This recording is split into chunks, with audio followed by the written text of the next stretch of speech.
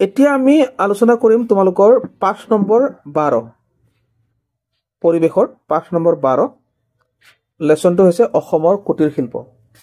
So কুটিৰ শিল্পৰ লগত জড়িত কেইটামান অতি গুৰুত্বপূৰ্ণ প্ৰশ্ন আমি আলোচনা কৰিম, সো তোমালোকে মনোযোগেৰে চাবা। প্ৰথম প্ৰশ্নত কৈছে যে তলৰ কোনটো বা কোন কেইটা কুটিৰ শিল্পৰ বৈশিষ্ট্য, অৰ্থাৎ কুটিৰ শিল্পনো কি বা কুটিৰ শিল্পত কি কি থাকে আচলতে সেইটো তোমালোকে জানিলে হ'ল। কৈছে যে কম মূলধনৰ প্ৰয়োজন, এইটো শুদ্ধ কথা। কুটিৰ শিল্পৰ বাবে কম মূলধন, ওকে। কম শ্ৰমিক ব্যৱহাৰ হয়, সেইটো শুদ্ধ কথা। কম শ্ৰমিকৰ ব্যৱহাৰ হয়, বহুত মানুহ নালাগে। কম যন্ত্ৰপাতিৰ ব্যৱহাৰ হয়, হয় সেইটো শুদ্ধ। দূৰৈৰ পৰা কেঁচামাল সংগ্ৰহ কৰে, এইটো শুদ্ধ। অৰ্থাৎ শুদ্ধ তিনিটা পালো, অশুদ্ধ এটা পালো। গতিকে শুদ্ধ তিনিটা কৰ আছে, এইটো আমাৰ শুদ্ধ উত্তৰ, ঠিক আছে।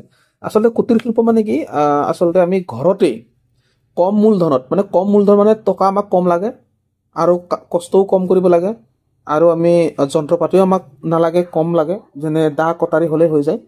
সেইকেইটা ব্যৱহাৰ কৰি পেলাই আমি আচলতে আমাৰ জীৱনৰ দৈনন্দিন প্ৰয়োজনীয় সামগ্ৰীবোৰ বনাব পাৰোঁ। যেনে পাচি, খৰাহী, বিচনী ইত্যাদিবিলাক বস্তু যে বনাওঁ, সেই বনোৱা যিবিলাক ঠাই সেইবিলাকক কুটিৰ শিল্প বুলি কোৱা হয়, অ'কে। এই শিল্পটো আচলতে কুটিৰ শিল্প বুলি কোৱা হয়, অ'কে।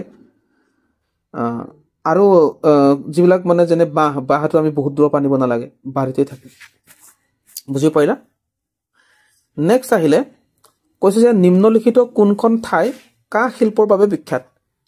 কাঁহ ক'ত বনোৱা হয়, তাৰমানে এয়া হৈছে সৰ্থেবাৰী কাঁহ শিল্পৰ বাবে বিখ্যাত।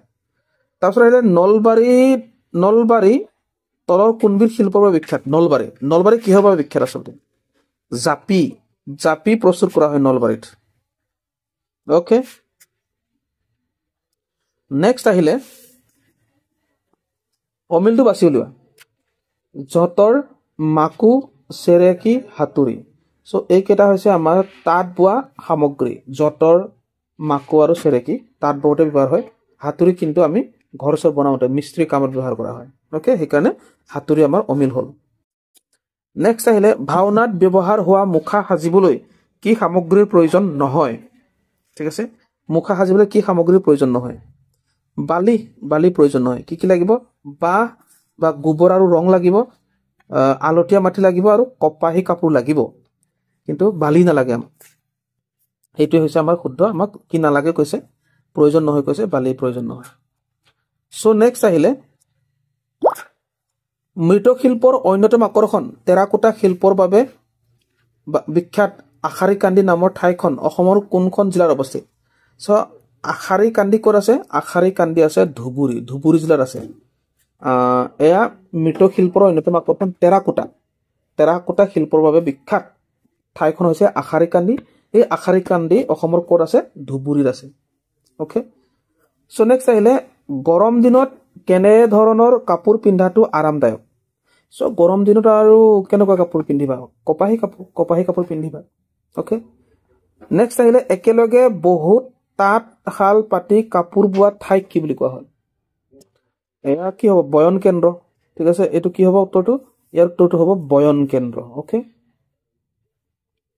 চ' বয়ন কেন্দ্ৰত কি কৰা হয়, বহুত মানে তাঁতশাল থাকে আৰু তাঁত বয় তাৰমানে, অ'কে। নেক্সট আহিলে পিতল শিল্পৰ বাবে তলৰ কোনখন ঠাই বিখ্যাত। পিতল, ইয়াৰ উত্তৰটো হৈছে হাজো, অ'কে। নেক্সট আহিলে অসমৰ কোনখন ঠাইক বস্ত্ৰ নগৰী বুলি কোৱা হয়, কাপোৰৰ নগৰী, এয়া হৈছে শুৱালকুছি, অ'কে। নেক্সট আহিলে পাটি আৰু বেতৰ বস্তু উৎপাদনৰ ক্ষেত্ৰত অসমৰ কোনখন জিলা আগবঢ়া।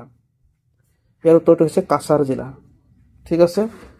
নেক্সট আহিলে বানকাঁহী কিহেৰে তৈয়াৰ কৰা হয়। বানকাঁহী মাটি, ষ্টীল, পিতল আৰু কাঁহ। চ' বানকাঁহী কিহেৰে তৈয়াৰ কৰা হয়, বানকাঁহী আচলতে কাঁহেৰে তৈয়াৰ কৰা হয়, ঠিক আছে। বানকাঁহী কিহেৰে তৈয়াৰ কৰা হয়, কাঁহেৰে, অ'কে। নেক্সট আহিলে বানকাঁহী, বানবাটি ইত্যাদিবোৰ কাঁহেৰে তৈয়াৰ কৰা হয়। নেক্সট আহিলে পাটি আৰু বেতৰ বস্তু উৎপাদনৰ বাবে তলৰ কোনখন জিলা বিখ্যাত। পাটি আৰু বেত, ইয়াৰ উত্তৰটো হৈছে কাছাৰ। নেক্সট আহিলে মুখা শিল্পৰ বাবে অসমৰ কোনখন ঠাই বিখ্যাত এয়া হৈছে মাজুলী ওকে নেক্সট আহিলে এৰী পাট আৰু মুগাৰ সূতা কিহৰ পৰা তৈয়াৰ কৰা হয় এটো পলুৰ পৰা নেক্সট আহিলে পিতল শিল্পৰ বাবে অসমৰ কোনখন ঠাই বিশেষ সুনাম আছে পিতল শিল্প এয়া হৈছে হাজো অলৰেডি আমি পঢ়ি আহিছিলো তাৰপিছত আহিলে বাঁহৰ সঁজুলি তৈয়াৰ কৰা লোকক কি বুলি কোৱা হয় বাঁহৰ সঁজুলি তৈয়াৰ কৰা লোকক বাঢ়ৈ বুলি কয় বাঢ়ৈ ওকে যেনেকৈ মাটিৰ পাত্ৰ তৈয়াৰ কৰা লোকক কুমাৰ বুলি কয় ঠিক আছে লুৰ মানে বস্তু তৈয়াৰ কৰা লোকক কমাৰ বুলি কয় এয়া বাঁহৰ সামগ্ৰী তৈয়াৰ কৰা লোকক বাঢ়ৈ বুলি কয় ওকে নেক্সট মাটিৰ পাত্ৰ তৈয়াৰ কৰা লোকক কুমাৰ এয়া মই ক'লো কুমাৰ আৰু কমাৰ শিল্পত সামগ্ৰী তৈয়াৰ কৰিবলৈ কি কেঁচা সামগ্ৰী লাগে এয়া লোহাৰ পৰাহে কি কয় দা কটাৰী আদি তৈয়াৰ কৰা হয় তাৰপিছত আহিলে ঢকুৱাখানা ঠাইখন কোনবিধ কুটিৰ শিল্পৰ বাবে বিখ্যাত ইয়াৰ উত্তৰটো হৈছে বয়ন শিল্প ওকে